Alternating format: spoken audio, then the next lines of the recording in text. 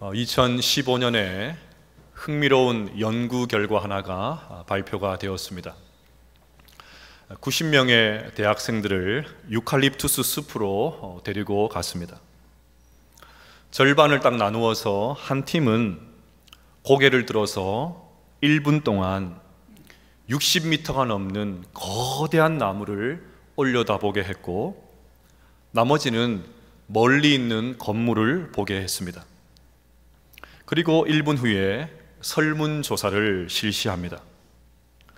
설문조사를 할 때 설문자가 실수로 펜을 떨어뜨립니다. 사실 이 실험의 핵심은 여기에 있습니다. 나무와 건물을 본 사람 중에 누가 펜을 떨어뜨린 사람을 도와주는지 관찰하려고 했던 것입니다. 어떤 결과가 나왔을까요? 결과는 고개를 들어서 거대한 나무를 본 학생들이 건물을 본 사람들에 비해서 훨씬 더 남을 많이 도와주고 친절했습니다. 이유가 궁금하죠? 연구자들은 그 이유를 이렇게 분석했습니다. 경이적인 경험을 한 사람일수록 자신에게 덜 집착하게 되고 다른 사람에게 좀 더 관대한 입장으로 바뀌게 된다. 저는 이 글을 읽으면서 오늘 우리가 드리는 이 예배가 이런 성격을 가지고 있다는 생각을 했습니다. 우리가 매주 드리는 예배가 습관적이고 타성해졌고 형식적인 예배가 아니라 크신 하나님을 잠시라도 뵐 수만 있다면 늘 비교하면서 아둥바둥 그렇게 사는 모습을 벗어날 수 있지 않을까요? 성전 뜰만 밟고 가는 것이 아니라 우리의 머리로서는 도저히 담아낼 수 없는 거대한 하나님을 뵐 수만 있다면 도토리 키재기 하면서 누가 더 잘났네, 내가 더 잘났지 경쟁하는 모습에서 벗어날 수 있지 않겠습니까? 매주 경이로우신 하나님의 임재를 맛볼 수만 있다면 그냥 내 것만 챙기는 인색한 사람이 아니라 보아스처럼 관대한 사람이 될 수 있지 않겠습니까? 오늘 이 예배가, 아니 우리의 평생의 예배를 통해서 크신 하나님, 거대하신 하나님, 경이로우신 하나님을 만날 수 있게 되시기를 주의 이름으로 축복합니다. 그리해서 더 관대한 하나님의 사람으로, 더 여유로운 하나님의 백성으로, 더 넉넉히 베풀 수 있는 하나님의 자녀로 세워질 수 있는 우리 모두가 될 수 있기를 주의 이름으로 축복합니다. 2주 만에 다시 이룻기를 살펴보는 것이니까 룻의 심정을 다시 헤아려 보면서 설교를 시작하려고 합니다. 이방인의 신분으로, 그것도 어린 과부였던 룻이 베들레헴에 처음에 왔을 때는 정말 막막했을 것입니다. 어떻게든 살려고 이삭을 찾아서 나설 때 그녀의 심정은 얼마나 참담했을까요? 아무것도 없이 외국 땅에서 사는 그 겪는 서름을 누가 알 수 있겠습니까? 이삭을 줍지 않으면 자신은 말할 것도 없고 시어머니도 죽을 판입니다. 그런데 발길을 따라 우연히 간 밭이 보아스의 밭이었습니다. 오묘하게도 보아스의 밭으로 간 것입니다. 그리고 마침 보아스가 룻이 일할 때 자기 밭을 찾았습니다. 그리고 보아스의 눈에 띄어서 풍성한 곡식을 얻게 되었습니다. 룻은 전혀 몰랐겠지만, 전혀 눈치채지 못했겠지만 이것은 하나님의 헤세드, 하나님의 은혜, 하나님의 손길이었습니다. 그렇게 하나님은 배후에서 여전히 일하고 계셨습니다. 하지만 나오미와 룻은 가난해도 너무 가난했기 때문에 그 정도의 호의로는 제기하기가 어려웠습니다. 추수 때가 지나면 다시 끼니를 걱정해야 될 만큼 삶은 팍팍하기만 합니다. 이때 나오미는 보아스의 적극적인 환대를 보면서, 적극적인 그 호의를 보면서 용기를 얻었습니다. 보아스가 기업 물을 자가 될 수 있다는 희망을 본 것입니다. 희망을 본 이상 기회를 놓칠 수는 없지요. 그냥 앉아 있을 수가 없었습니다. 결국 지략가인 나오미는 탁월한 전술을 제시했고, 그것을 이해한 행동파 룻은 보아스의 침상으로 돌진해서 들어갔습니다. 도대체 이런 용기가 어디서 나오는 것일까요? 룻은 보아스를 보자마자 노골적으로 프로포즈를 합니다. 나는 지금 종이 아닌 결혼 상대자로 당신을 찾아왔습니다. 당신의 옷자락으로 나를 덮으소서. 청혼 멘트를 날립니다. 그리고는 쐐기를 박습니다. 당신은 기업을 물을 자입니다. 당신은 저와 결혼할 의무가 있습니다. 이처럼 룻은 아주 당돌하게 보아스에게 결혼을 요구했습니다. 겉으로 보면 아주 용기 있고 대차게 보이지만 아마 룻의 눈동자는 두려움에 떨리고 있었을 것입니다. 보아스는 그녀의 마음에 있는 두려움을 정확하게 읽어냅니다. 그래서 야밤에 무례한 침입을 받았지만 발끈하지 않습니다. 오히려 두려워하지 말라고 하면서 마음을 진정시킵니다. 제 발로 찾아온 그 여인의 털끝 하나도 건드리지 않습니다. 오히려 율법에 정한 순서가 되면 내가 반드시 기업 물을 자의 책임을 이행하겠다고 단단히 약속합니다. 보십시오. 분위기가 무르익을 대로 무르익고 있습니다. 지금 룻은 보아스의 발치에 누워 있습니다. 꿈만 같은 일이 벌어지고 있습니다. 이제 고난의 긴 터널을 지나서 저 끝에서 한 줄기 빛이 들어오는 것 같습니다. 이제는 고생이 끝나고 낙이 올 것 같은 징조가 보이는 것 같습니다. 룻의 인생 역전의 순간이 코앞까지 다가왔습니다. 오늘 본문에서도 하나님은 보아스를 통해서 계속해서 은혜를 베풀어 주십니다. 우리 15절 말씀을 같이 한번 읽어보겠습니다. 시작. 보아스가 이르되 내 겉옷을 가져다가 그것을 펴서 잡으라 하매 그것을 펴서 잡으니 보리를 6번 대어 룻에게 지어주고 성읍으로 들어가니라. 아멘. 보아스는 룻을 빈손으로 돌려보내지 않습니다. 보리 6대를 손에 쥐어주면서 돌려보냅니다. 이때 보아스가 하는 말, 보아스가 했던 말이 너무나도 감동이 됩니다. 17절을 보시면 이르되 그가 내게 이 보리를 6번 대어주며 이르기를 빈손으로 내 시어머니에게 가지 말라 하더이다 하니라. 빈손으로 가지 말라. 빈손으로 가지 말라. 너무나도 멋있는 말을 보아스가 했습니다. 어떤 학자들은 보아스가 보리를 준 이유를 성적인 접촉에 대한 화대라고 주장을 합니다. 말도 되지 않습니다. 상상력이 너무 지나칩니다. 14절을 보십시오. 룻이 새벽까지 그의 발치에 누웠다가, 성경은 그 야밤에 남녀 사이에 설마 아무 일도 없었을까? 이런 합리적인 의심을 원천적으로 차단합니다. 보아스는 하나님의 백성답게 끝까지 의롭게 일을 처리했고 룻도 정숙했습니다. 또 어떤 학자는 밤에 타작마당에 방문한 것이 들통날 것을 대비해서 보리를 주우러 왔다는 핑곗거리를 주기 위해서 보리를 줬다고 합니다. 이것은 비교적 일리가 있습니다. 배려심이 강한 보아스의 성품을 고려해 보면 그럴 가능성도 있습니다.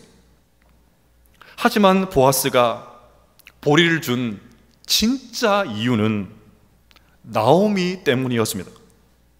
다시 17절을 보십시오. 빈손으로 내 시어머니에게 가지 말라 하더이다. 여러분, 빈손하면 생각나는 사람이 있지요. 나오미가 생각이 납니다. 빈손은 나오미의 인생을 집약하는 단어였습니다. 고향 베들레헴으로 돌아온 나오미가 사람들에게 이렇게 말했습니다. 내가 풍족하게 나갔더니 여호와께서 내게 비어 돌아오게 하셨느니라. 나오미의 말 맞다나 그녀는 빈손이었습니다. 그런 나오미의 사정을 알고 보아스가 6번 보리를 담아서 줬던 것입니다. 이처럼 하나님은 보아스를 통해서 나오미의 그 빈손을 충만하게 채워주고 계셨습니다. 여러분, 이 대목에서 질문을 하나 드리겠습니다. 이 장면을 보시면서 솔직하게 어떤 마음이 드십니까? 우선은 내 주변에도 이런 보아스와 같은 사람이 있었으면 좋겠다, 그런 마음이 간절해지지 않습니까? 보아스와 같이 배려심이 강하고 신중하고 자신의 것을 넉넉하게 나누어주고 젠틀하고 인정 많고 함부로 말하지 않고 생색내지 않고 섬기는 사람이 있다면 얼마나 좋을까요?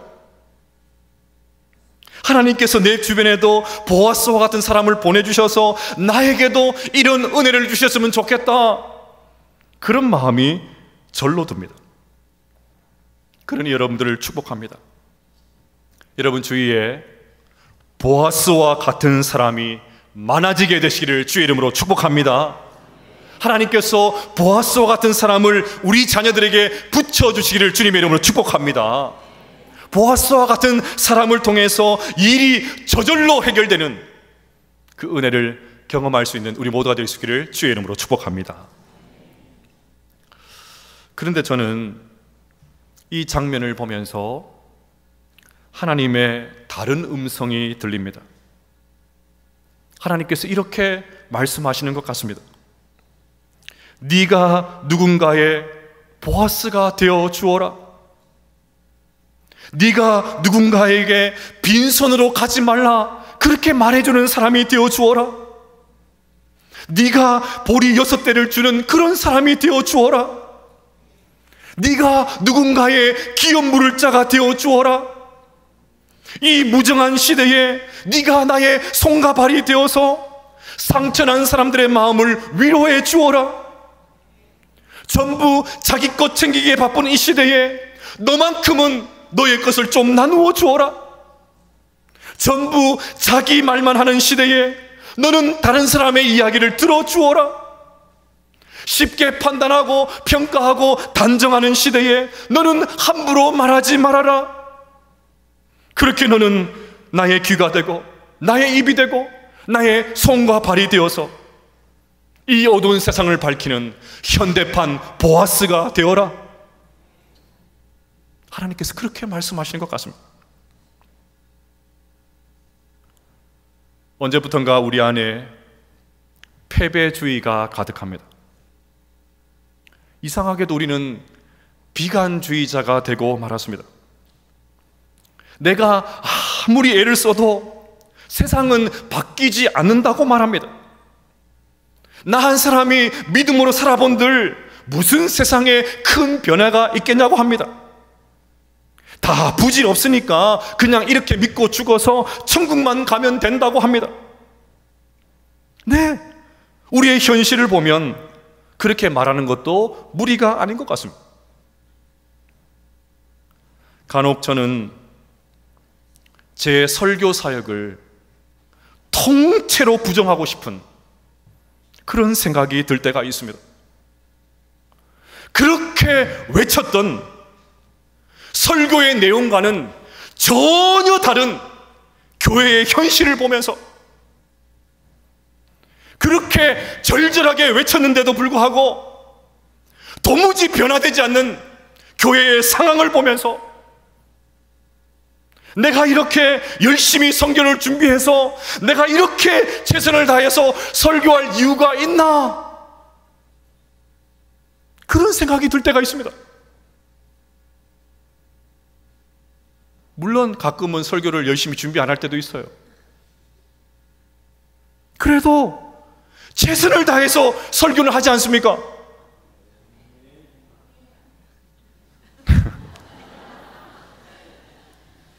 정말 최선을 다해서 설교하잖아요. 그냥 읽으면 편하고 좋아요. 제가 그렇게 못해서 그렇게 하는 게 아닙니다. 이렇게 진흙을 쏟고 설교하거나 월요일에 제가 거의 누워있어요. 건들지 말아라. 아무도 건들지 말아라. 시체처럼 누워있습니다. 그렇게 열심히 설교 준비해서 이렇게 최선을 다해서 설교할 이유가 도대체 뭐가 있나? 회의가 될 때가 있어요.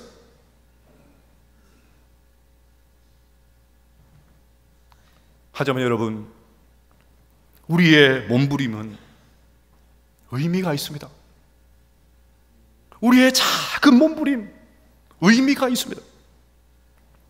하나님은 언제나 적고 작고 미약한 것을 통해서 위대한 역사를 이루어 나가시는 분이십니다. 주님은 보리꽃 5개와 물고기 2마리로 5,000명을 먹이셨습니다. 이 적고 하찮은 것으로 무엇을 할 수 있겠습니까? 겨우 겨자씨 한 알마늘 같은 그것을 가지고 이 많은 무리를 어떻게 먹일 수가 있습니까? 그런데 주님은 바로 그 일을 하셨습니다. 우리가 할 수 있는 일은 매우 작아 보일 수 있습니다. 거대한 세상 앞에, 도무지 변하지 않는 교회 현실 앞에 매우 미약할 수 있어요. 그래도 그 몸부림에 하나님께서 역사하시면 새로운 세상이 펼쳐지게 될 줄로 믿습니다. 그래서 스가랴 선지자가 이렇게 말했습니다. 만군의 여호와께서 말씀하시되 이는 힘으로 되지 아니하며 능력으로 되지 아니하고 오직 나의 영으로 되느니라. 노벨 문학상을 수상한 윈터 그라스의 대표적인 소설 양철북을 한번 들어보셨을 것입니다. 이 책을 영화로 한 영화 양철북을 보면 이런 장면이 나옵니다. 주인공 오스카는 음란하고 광기에 빠져있는 세상의 실상을 본 다음에 더 이상 자라고 싶지 않아서 3살의 성장이 멈춘 아이였습니다. 3살 된 오스카의 유일한 기쁨은 양철북을 두드리는 것이었습니다. 그러던 어느 날 자기의 분신과 같은 양철북을 메고 아버지가 참여하고 있는 나치의 집회 장소에 들어갔습니다. 사람들은 군악대의 연주에 맞춰서 그야말로 일사불란하게 열을 지어 행진을 했습니다. 연단 밑에서 숨어서 그 광경을 보던 오스카는 흥분을 참지 못하고 자기 양철북을 막 내려치기 시작을 했습니다. 그러자 사람들은 어디선가 들려오는 다른 북소리 때문에 그만 박자를 놓치고 허둥거리기 시작을 했습니다. 발이 엇나가기 시작을 했고 결국 대열이 엉망이 되고 말았습니다. 바로 다음 순간 빛나는 작가의 상상력이 빛을 발합니다. 그 무시무시한 나치의 선동장이 갑자기 무도장으로 변해버렸습니다. 사람들이 오스카의 북소리에 맞춰서 왈츠를 치기 시작을 합니다. 오스카의 양철북 그 소리가 전쟁터 같은 그 세상을 축제의 장소로 바꿔버렸습니다. 그 양철북 소리 하나 때문에 험악하고 살기등등한 분위기가 웃음과 기쁨의 분위기로 급변하고 말았습니다. 여러분, 우리 그리스도인의 모습이 이런 모습이어야 하지 않겠습니까? 하늘의 북소리를 울려서, 천상의 북소리를 울려서 이 무정한 세상 속에 충격을 주는 것이 우리 그리스도인의 삶이 되어야 하지 않겠습니까? 전바다 온 세상 모든 사람들이 열을 맞추어서 맹목적으로 그 길을 걸어가고 있는데 우리 그리스도인이 그곳에 들어가가지고 천상의 북소리를 울려서 그 대열을 완전히 와해시키고 하나님 원하시는 세상으로 만드는 것, 그것이 우리의 모습이어야 하지 않겠습니까? 여러분, 이것은 영화에서만 일어나서는 안 됩니다. 우리의 실제의 삶 현장 가운데서 구현되어야 됩니다. 그러니 여러분, 보아스가 나타나기만을 기다리지 마십시오. 여러분들이 보아스가 되어 주십시오. 보아스를 애타게 찾지만 말고 여러분들이 누군가에게 보아스가 되어 주십시오. 그래서 이 땅에 하나님의 나라를 심는 우리 모두가 될 수 있기를 주님의 이름으로 축복합니다. 저는 오늘 본문을 보면서 한 가지 질문이 생겼습니다. 보아스는 왜 보리를 6번 주었을까요? 별 의미가 없었다면 그냥 보리를 줬다 그렇게 했을 텐데 15절과 17절에 보면 6번 대를 줬다는 말이 2번 나옵니다. 보통은 다른 성경에 나오는 것처럼 에바, 호멜 이런 단위를 써서 기록했을 텐데 오늘 성경은 굳이하여 6번 줬다고 강조를 합니다. 여러분, 이것이 이상해요. 뭔가 특별한 의미가 있다는 합리적 의심이 듭니다. 이유가 뭘까요? 작년에 요한계시록 설교를 하면서 숫자에 대한 이야기를 많이 했었습니다. 유대인들을 포함한 고대 사람들은 숫자에 고유한 의미를 부여했습니다. 대표적인 것이 7입니다. 7. 7은 완전수입니다. 유대인들은 7을 완전하신 하나님을 상징하는 숫자로 이해를 했습니다. 그러면 그 완전한 7에서 하나 부족한 6, 6은 무엇을 의미할까요? 부정적으로 보면 6은 부족하다는 의미입니다. 비슷하긴 한데 완전수 7에는 한 끗 부족하다는 말입니다.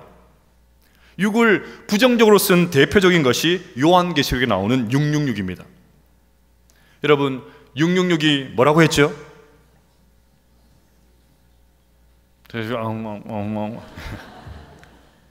666 뭐라고 했습니까? 사탄 마귀가 666이라고 했죠. 사탄은 악착같이 하나님을 흉내내고 따라하려고 합니다. 할 수 있는 방법을 총동원해서 하나님과 비슷하게 보이려고 합니다. 그래야 사람들을 미혹할 수 있기 때문입니다. 하지만 사탄 마귀가 아무리 발광을 해도 완전하신 하나님 앞에는 미치지 못합니다. 아무리 비슷하게 보여도 사탄은 절대 하나님이 될 수가 없습니다. 그래서 777이 아니라 사탄을 666이라 했던 것입니다.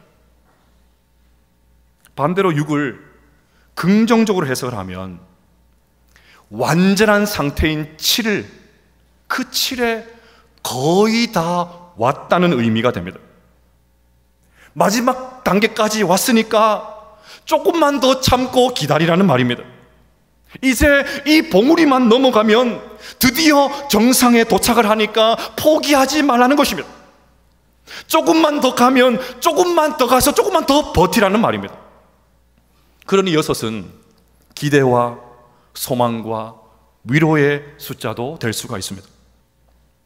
지금 보아스는 6번 보리를 퍼주면서 룻에게 이 말을 하고 싶었던 것입니다. 율법의 정한 절차만 해결되면 내가 반드시 룻을 아내로 맞이할 것이니까 조금만 기다려 달라는 것입니다. 거의 다 왔으니까 포기하지 말라는 것입니다. 지금까지 잘 버텨왔으니까 믿고 기다리라는 말입니다. 이런 측면에서 12절 말씀이 새롭게 다가옵니다. 12절을 보시면 참으로 나는 기업을 물을 자이나 기업 물을 자로서 나보다 더 가까운 사람이 있으니, 무슨 말입니까? 순번으로 따지면 나보다 순서가 빠른 사람이 있다는 말입니다. 만약에 앞선 순서의 사람이 기업 물을 권리를 주장하면 나는 하고 싶어도 그 기업을 물을 수 없다는 말이죠. 이 말을 처음 들었던 룻의 심정이 어땠을까요? 룻은 자존심을 다 내려놓고, 여자의 자존심을 다 내려놓고 저돌적으로 청혼을 했습니다. 그런데 보아스가 아닌 다른 남자가 있다니요. 이것은 시나리오에 없었던 이야기입니다. 이제까지 수고한 것이 허사가 될 판입니다. 아무리 이렇게 말해도 우리는 룻기의 결론을 알고 있으니까 전혀 긴장감이 없어요. 만약에 우리가 룻에게 이야기를 할 수 있다면 걱정하지 마, 다 잘 될 거야 그러겠죠. 피식 웃으면서 결국 보아스와 결혼하게 될 거니까 안심해 그러겠죠. 하지만 이 말을 처음 들은 룻은 그야말로 청천벽력입니다. 그런 룻에게 보아스가 보리를 6번 퍼주면서 사인을 주는 것입니다. 거의 다 왔다, 조금만 기다리라, 포기하지 말아라, 그 말을 하고 싶었던 것입니다. 저는 이 장면을 보면서 하나님께서 우리에게 주시는 말씀이 있다고 믿습니다. 우리 교회는 작년부터 상반기와 하반기에 가정의 기도 제목을 받습니다. 새벽에 저는 그 기도 제목을 읽으면서 기도를 합니다. 그런데 2년째 기도 제목이 거의 비슷한 분들이 계십니다. 아직도 응답받지 못했다는 말이죠. 아마 2년이 아니라 훨씬 더 오래 했던 기도 제목일 것입니다. 그렇게 되면 우리의 마음이 어려워집니다. 주님, 도대체 언제까지입니까? 언제까지 기다려야 됩니까? 이런 마음이 들죠. 이런 마음이 더 심해지면 기도를 멈추게 될지도 모릅니다. 그래서 저는 오늘 설교를 준비하면서 이렇게 기도하기로 작정했습니다. 6번의 보리를 퍼주는 보아스의 모습을 보면서 이렇게 기도하기로 마음먹었습니다.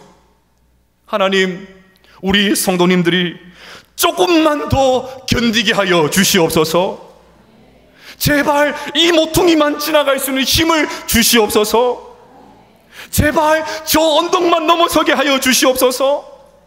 여기까지 왔는데 모퉁이와 언덕에 그냥 주저앉아서 포기하지 말고 조금만 더 힘을 낼 수 있도록 도와주시옵소서. 하나님 아버지, 오늘 하루를 더 살 힘을 주셔서 오늘만 더 믿음으로 살게 하여 주시옵소서. 그렇게 기도하려고요. 사랑하는 여러분, 오래 기도했지만 응답이 없어서 낙심한 분들이 계시죠. 도무지 꿈쩍도 하지 않으시는 그 하나님 때문에 속상한 분이 계시죠. 그래서 한숨 쉬고 눈물 흘리면서 기도를 멈춘 분들이 계십니까? 근데 여러분, 오늘이 6째 날일 수가 있습니다. 오늘이 6째 날일 수가 있습니다. 거의 다 왔습니다. 조금만 더 가면 됩니다. 지금까지 죽으라 하고 왔는데 여기서 포기하면 안 됩니다.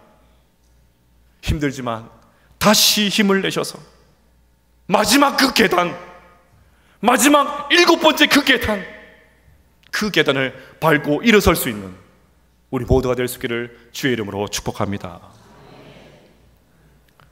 소설가 김재영의 단편 치어들의 꿈을 보면 주인공 아버지가 이런 이야기를 합니다. 연어는 말이다, 강가에 남지 않고 멀리 드넓은 바다로 떠난 연어들은 가장 몸집이 작은 치어들이었단다. 상태가 좋고 몸집이 크고 튼튼한 놈이어야 할 텐데 말이야. 하지만 등에 기름이 낀 치어들은 민물에 남아 안주하는 법이란다.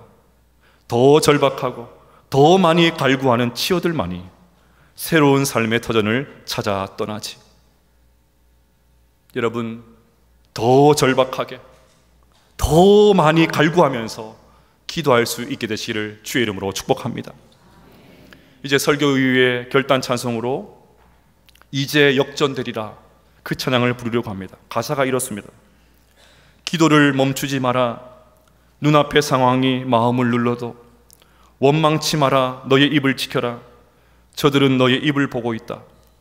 마음을 뺏기지 마라. 내가 널 도우지 않는다는 소리에 너의 모든 게 불리해도 너는 기도를 계속해라. 너 기도를 멈추지 마라. 내가 너의 그 모든 상황을 바로 역전시키리니 너 기도를 멈추지 마라. 내가 잠시도 쉬지 않고 모든 걸 지켜보고 있으니 바로 역전되리라. 사랑하는 여러분, 기도를 멈추지 마십시오. 거의 다 왔습니다. 기도를 계속하십시오. 조금만 더 기다리면 됩니다. 이제 볼이 한 대만 더 푸면 됩니다. 반드시 역전될 것입니다. 하나님께서 반드시 역전시키실 것입니다. 그러니 우리 주님이 예비하신 그 응답이 있을 때까지 소망으로 인내하고 기다리면서 오늘도 우리에게 주어진 믿음의 길들을 신실하게 걸어갈 수 있는 우리 모두가 될 수 있기를 주의 이름으로 축복합니다. 이제 자초지정을 다 들은 나오미의 말을 읽으면서 오늘 설교를 마치려고 합니다. 18절 말씀을 같이 한번 읽어보겠습니다. 시작. 이에 시어머니가 이르되 내 딸아 이 사건이 어떻게 될지 알기까지 앉아있으라. 그 사람이 오늘 이 일을 성취하기 전에는 쉬지 아니하리라 하니라. 아멘. 나오미는 그가 쉬지 아니하리라고 했습니다. 저는 이 구절을 보면서 이사야 62장 7절 말씀이 생각났습니다. 또 여호와께서 예루살렘을 세워 세상에서 찬송을 받게 하시기까지 그로 쉬지 못하시게 하라. 하나님은 지금도 그 누구보다도 열심히 일하고 계십니다. 우리가 기도를 멈추지 않고 계속 믿음의 길을 걸어갈 수만 있다면 지금도 쉬지 않고 일하시는 하나님께서 반드시 우리에게 역전의 은혜를 내려주실 줄로 믿습니다. 이 아침에 우리 모두에게 이 말씀의 은혜가 임하시기를 주님의 이름으로 축복합니다.